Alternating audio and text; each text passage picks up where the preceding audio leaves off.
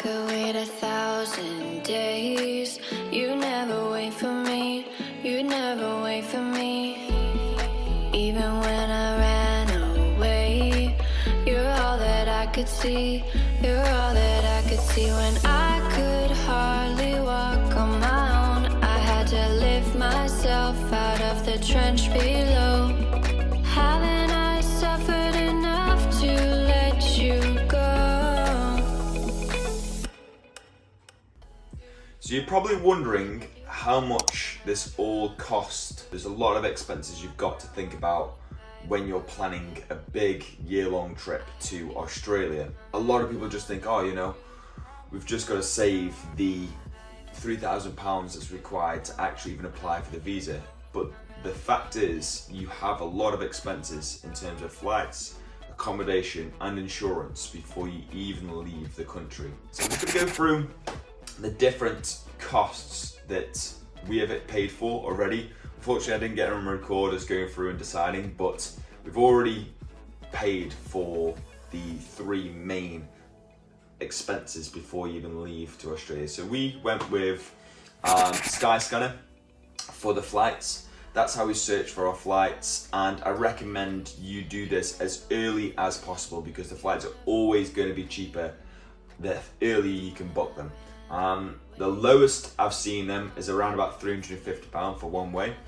We ended up waiting a couple of more weeks after we did our first initial search, and we ended up having to pay a little bit more because we waited. We ended up paying £547.66 each one way after 2 weeks of delaying the waiting. So that's what I'm saying. Make sure that you book your flights as early as possible because that way you're going to get the cheapest cost for those flights. And we went with a company called Get a Flight. We booked with Malaysia Airlines. The reasoning behind that is we're from the UK, or I'm from the UK, and the cheapest flights were with Ryanair, and they are not very good. They're not very comfortable, the hospitality is not very good, the reviews aren't very good, the planes themselves aren't very good. So we didn't really want to be going on a 20-hour trip because that's how long the flights are going to take, or the all-round trip to get to Australia is going to take in a really, really rubbish sort of environment. So we went with Malaysia Airlines. They're a little bit better, still on the cheaper side, because if you wanted a really good airline like Qatar or Emirates or something like that, then you're looking at, you know, closer to £800 for a one-way flight out there. So Malaysia Airlines was a nice happy ground where it wasn't too expensive, wasn't super cheap, and we're going to get nice, decent, a few meals on the plane. We've got access to movies, a bit more comfortable chairs, a bit more leg room, stuff like that. So well worth the extra bit of expense. Next is hostels. So you're going to want to figure out what accommodation you're going to go for, okay, before you even get out there. We are going to go for hostels, and the reasoning behind that is I believe that to get a true backpacker experience, you should go to somewhere where there's a lot more backpackers, and the best place to go to for that sort of experience is a hostel, and it also happens to be one of the cheapest options for accommodation. The other options we looked at were Airbnb, and it might be something that we look at in the future for short-term rent of different places for our own sort of place to stay.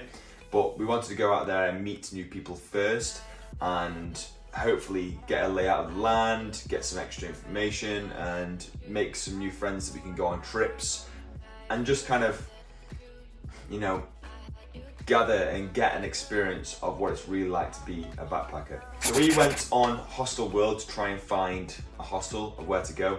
We came up with a few good ones. The first place we're going to is Perth.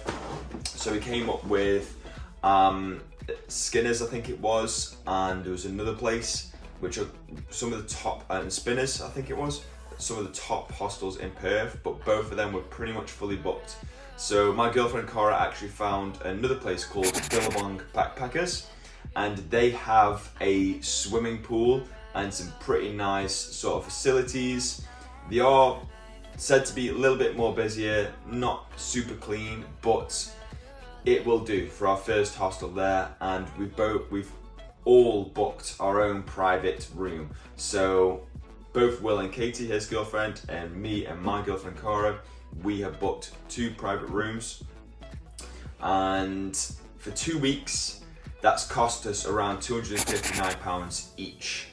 So far the flights £547.66 for one way, and then the hostel has cost us another £259 just for 2 weeks. I'm hoping after those 2 weeks and we've secured those rooms, it'll be a little bit cheaper to just buy it up front at the hostel rather than try to book in advance, because obviously these sort of places, you know, the booking companies add an extra bit of money on top, and you've got the exchange rate from pounds to Australian dollars as well, so you know there's a little bit of extra expense when booking from home. We went through booking.com in the end, not Hostelworld, just because it was cheaper to go through booking.com, and it's a pretty good company, to be honest. They've got a nice app, and I wish we looked on there for booking our flights as well, because they had some good flight deals as well. So definitely check out booking.com for all of your sort of booking needs, as it were. And I'm not sponsored or anything like that, but it was just a decent company, so I do recommend them. Finally, we were looking at insurance. Now, when I went to Australia last time, the insurance that I went with was World Nomads. There has recently been a new insurance company called, I think it's, let me just double check, Safety Wing. So Safety Wing is another insurance made by the same company for digital nomads. And both of them are really, really good options, but they are a little bit on the expensive side. We looked at a lot of different reviews for other companies like the Post Office and, you know, Backpackers Insurance and stuff like that, but they just seem to be a little bit shit, as it were. I don't really want to swear, but they weren't very good, and the reviews weren't very good either. So luckily, in the end, I came across Liverpool Victoria, or LV Equals. It's an English insurance company. I don't think you can get the insurance from anywhere else in the world. I think it's just for people in England. But they came out with very, very good cover, great reviews, and much cheaper than World Nomads. So World Nomads was nearer to £600 for 12 months insurance. This came out at £376.56 each. Because I did an insurance cover for all 4 of us all in one go, rather than having separate insurance. So it came out a little bit cheaper that way as well. So that's kind of the main 3 expenses that you're going to want to sort of book before you even get there. There are some miscellaneous expenses, such as the pre-flight PCR test that we're going to have because of, obviously, it's still COVID at this moment in time. Although at the end of it, and there's no restrictions in England, there's still restrictions in Australia, so we still need to have the pre-flight PCR test, which is going to cost £45 each. We also need to book travel to the airport. We decided to go from London Heathrow rather than from Manchester, which is closer to us.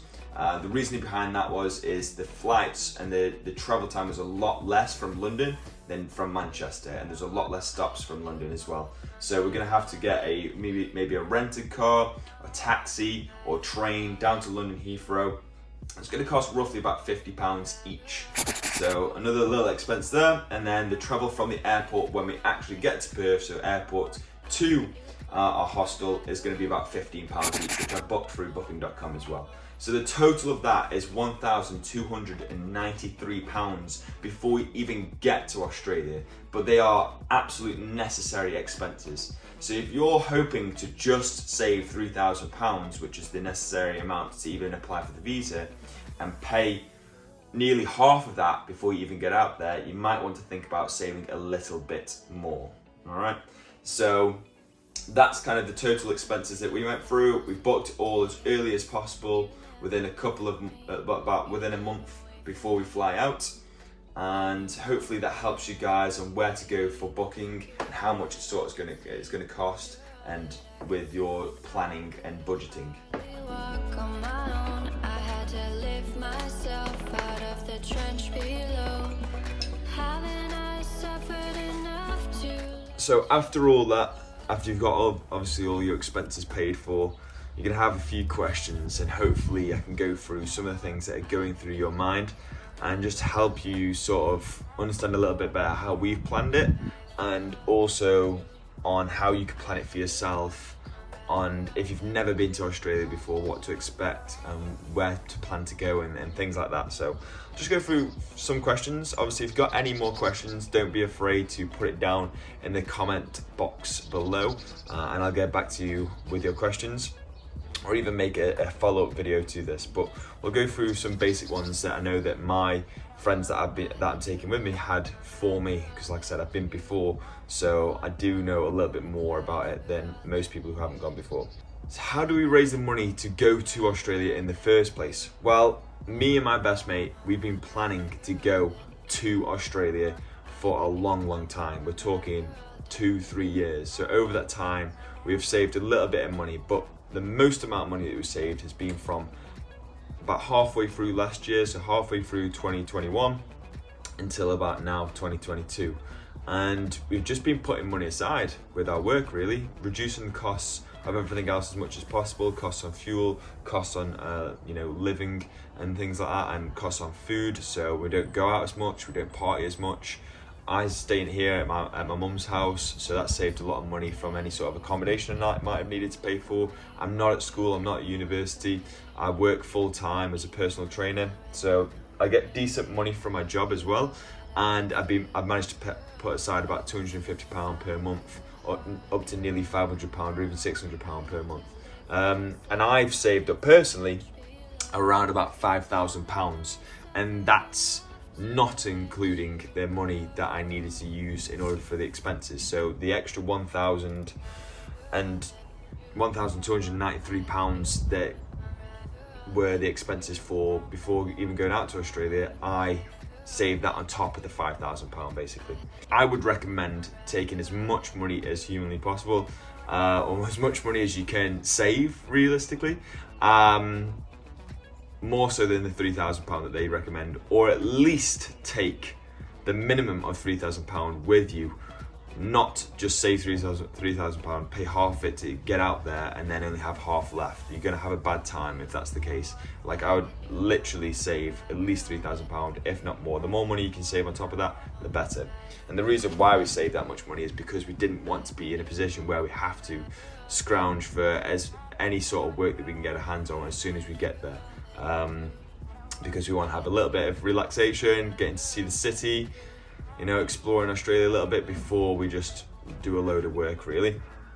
Now, with Katie and Cara coming with us, we weren't expecting to take them when we first started planning this, but they're coming with us now. They've not had as much time to save as we have. Fortunately enough, they've got some savings anyway, so they're taking roughly about £3,000 each with them. So we will be doing a little bit of work when we first get there just to help them save a little bit more, but we're not in any sort of, desperate situation where we've got no money left before we even start. So planning the trip, this was kind of done all together. I decided that it would be best to go to Western Australia first, just based on the weather. In England, our winter is Australia's summer. So with us leaving and getting there for April, it's roughly when Australia's winter starts.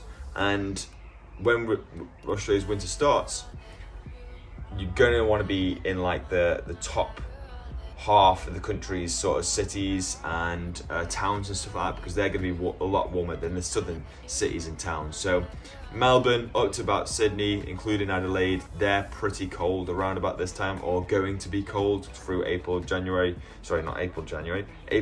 July, sorry. They're going to be roughly, the colder sort of cities to go to. That's where I went last time, and it was raining when I got there in July when I first went there. So this time I decided to go Western Australia first, where it's going to be roughly around about 21 to 30 degrees, so pretty warm, English summer sort of temperatures. And then we're going to stay in Perth for about a month, save some money, and then we're going to do the whole of the Western Coast trip, so all the way from Perth all the way up to the Northern Territory, and see everything that's got to offer. And we're going to be doing that by camper van. Then when we've done that, we're going to go over to the East Coast. This is just a rough plan, by the way. Over to the East Coast somewhere, maybe Gold Coast, when it starts to warm up a bit more, save up a bit more money over the 3 months period, and then go up to Cairns and travel the whole of the East Coast. And by that time, we'll have about 3 to 4 months left of our visa, and we'll just kind of go wherever we decide to go, really, based on the places that we like the most. So, what sort of trips will we be doing in our time in Australia? So obviously, like I've just said there, we're planning for 2 big sort of camper van road trips, as it were. They're going to span about 30 to 60 days long each. Western Australia is probably going to be about 30 to 40 days. Eastern Australia is going to be roughly about maybe 30 to 45, maybe 2 months doing the Eastern trip, just depending on how much money we've got, how much we can make it last. But we're going to be doing that by camper van and 2 separate camper vans, so we've got a bit more privacy, and then just road tripping the whole of it. So that's our big trips that we want to do. And obviously, when we get there and we speak to the people that are already, backpacking there, we can maybe get a few more ideas of special places to go and see, different waterfalls, different coves, different beaches, different experiences like swimming with whale sharks, and snorkeling and skydiving and bungee jumping and all the other sort of activities you'd hope to do whilst you're out there. So the budget that we are taking, like I said, for myself and Will, we're taking around about £5,000 each, which is roughly about $8,500, and then the girls are taking about £3,000 each, which is roughly around about $5,500. What jobs we'll be looking for? So both me, Cara, and Will are online coaches. So the benefit of that is we can do a lot of work and earn a decent amount of money, all from our computers. We are still building up our businesses, so it's not thriving to the point where we don't have to do any work out in Australia bar our online coaching, but it will have a big portion of the money that we use out there and the money that we save out there or build out there will be coming from our online coaching. Other jobs that we may end up doing are very, very simple jobs like house moving,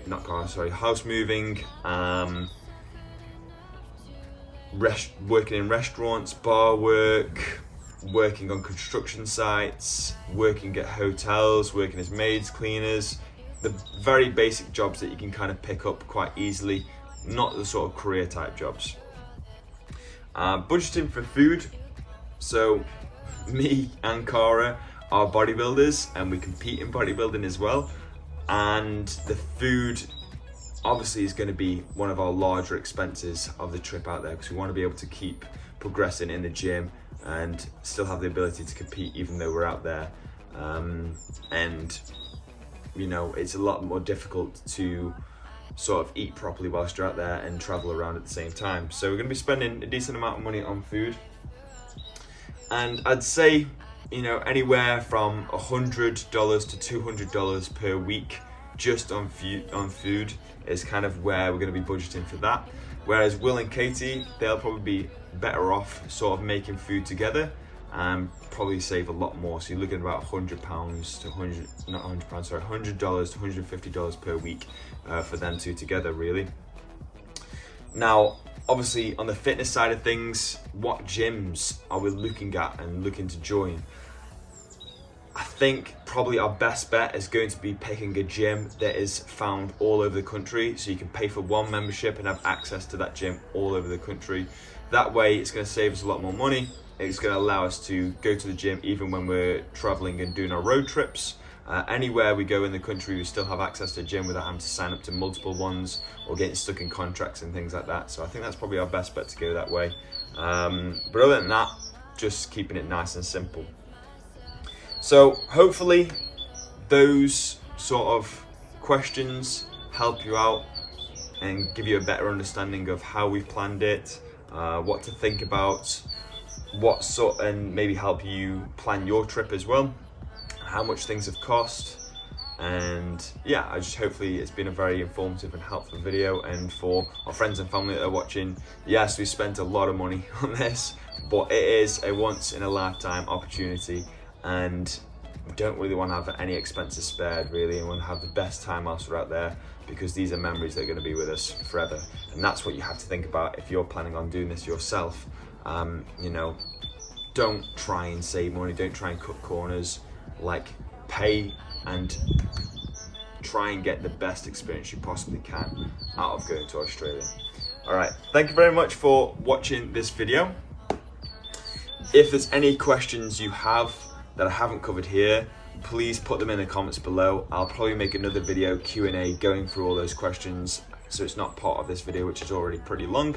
And if you've enjoyed the video, obviously like and subscribe, share it with your friends and family.